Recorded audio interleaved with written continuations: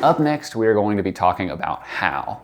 And when I say how, the question that should come to mind is, how does our shot look?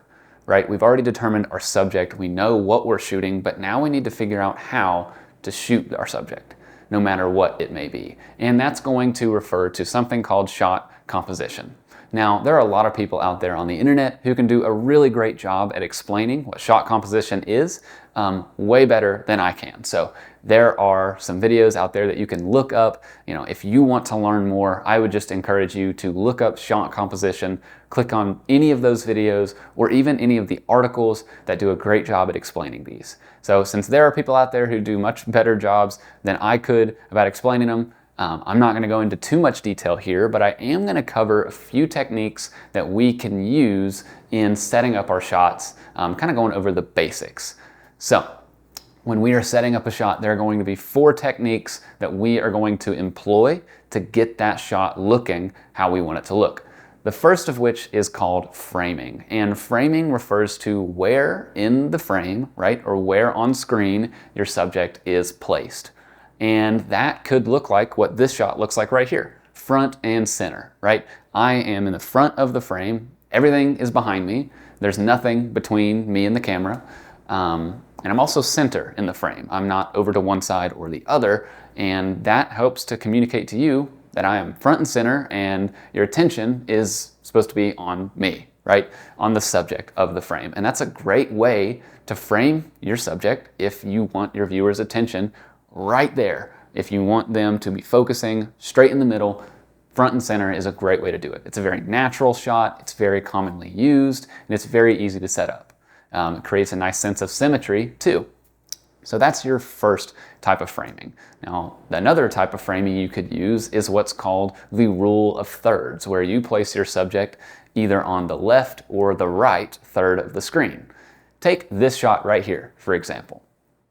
I am no longer in the middle of the frame, and I'm no longer looking at the camera, but instead I'm looking off to the side. I'm looking out somewhere into space, and you can't see what I'm looking at, but what I'm looking at may not be important. But what is important is that I have set this shot up to now communicate there is space in front of me that I am looking at, and now you are looking at it too, because I have framed myself on the side of the frame. I've put myself in the right, leaving the left 2/3 completely empty, indicating to the viewer, hey, there is something over here that is important. I am placing the emphasis more on the space that I am looking into rather than me, myself. And that's a great shot to get if you are not front and center with your subject, but rather off on the side. This is a great shot to get if you are in the side of the room, or maybe you're even on stage and you're not in front of your subject at all. This is a great way to communicate and show your viewer the direction that your subject is looking at without necessarily showing them what they're looking at. This shot, on the other hand, is not a great shot. This shot does not show which direction I'm looking, but rather the direction I am not looking. This shot really communicates, hey, there's something that I'm seeing that you're not seeing, like you're missing out on something. And furthermore, it indicates to you that you're seeing something that I can't see, almost as if there's something behind me that I should be watching out for. It creates a sense of uneasiness and is really not a very pleasing shot, can be quite jarring, and does not look intentional. So, those are some different types of framing, and there are lots of other types out there that I did not cover. Again, shot composition videos will do a great job at explaining that much better than I could, but those are some of them.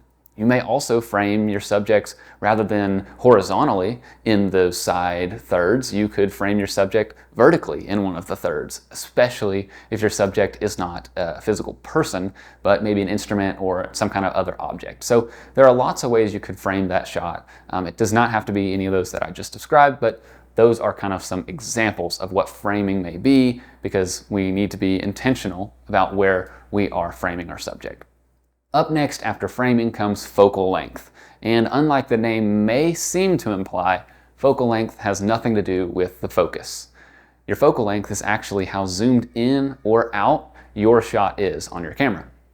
And focal length is standardized across lenses using millimeters. And so the higher number means that you're zoomed in more, and the lower number means you're zoomed out. So 18 millimeters, again, millimeters are the standard across all lenses. 18 millimeters is the widest focal length that we have in our lenses, and 400 millimeters is the tightest length that we have in our lenses. And you can see the focal length printed on the lens. Just look up next time you're on a camera on the lens, look outside that zoom ring, you'll see numbers printed, and that is your focal length. So as you rotate through those numbers, your focal length will change. The number will get higher as you zoom in. Now, why is focal length important? Well, focal length is important because tighter shots can communicate different things from wider shots. Tight shots are great at communicating detail and emotion, those two things specifically. Think about it. If your shot is tight on my face, you can see the details of my face. You can really see who I am as a person, or at least what my face looks like as a person. You can also see the emotion on my face really well. You can see the facial expressions I'm making. You can see if I'm happy. You can see if I'm sad or focused or whatever. You can see that really well with a tight shot. But with a wide shot, you can't see that. Wide shots communicate different ideas to your viewer. Specifically, they communicate energy and context. See, if a shot is wide, you're almost telling your viewer not, hey, look at this isolated thing going on, but look at rather the big picture. Look at all these many things going on at once. If you have a wide shot that can show your background, your foreground, stuff going on around your subject, you're not showing them one specific detail, you're showing them a lot of things at once. Again, as if to communicate, hey, look at all that's happening. Don't just look at this one thing. It shows the energy of the room, right? You can see if people are moving around. You can see all of the action going on. But not only that, you can see context as to where they may be in the room. You can see what's behind them, what's next to them, what else might be interacting with them. And so that's the difference between wide shots and tight shots. They communicate two different things, and they're great at doing two different things. So it's important to know what they communicate. Now, I'm not telling you which one to use when. That'll come at a different video, but it's at least helpful to know tight shots communicate detail, wide shots communicate context. Tight shots communicate emotion, wide shots communicate energy.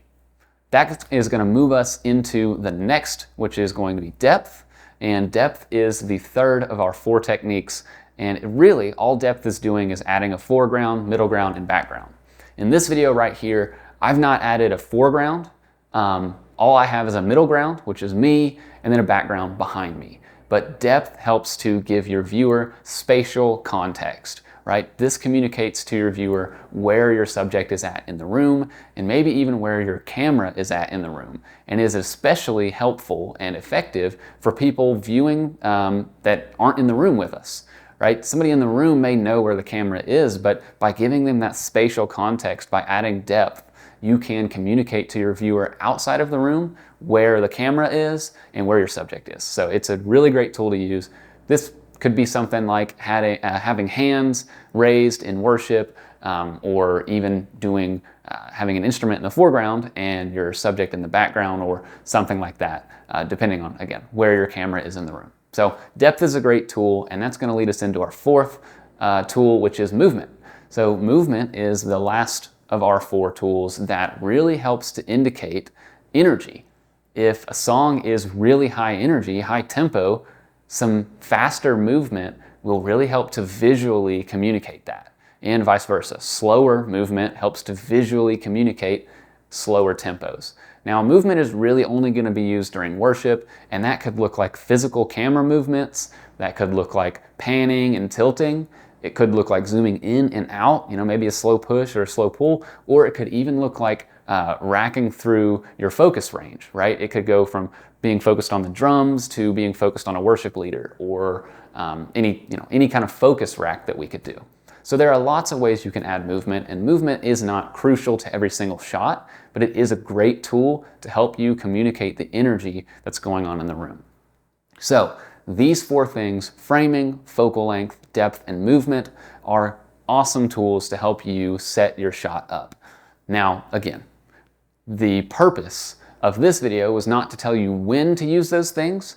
That will come into play later, But the purpose of this video is to help you learn how to set up that shot. You should now, with these 4 tools, be able to answer this question, how am I shooting my subject? And now that we can answer that question, we're going to move on to the 3rd question in our series, which is why.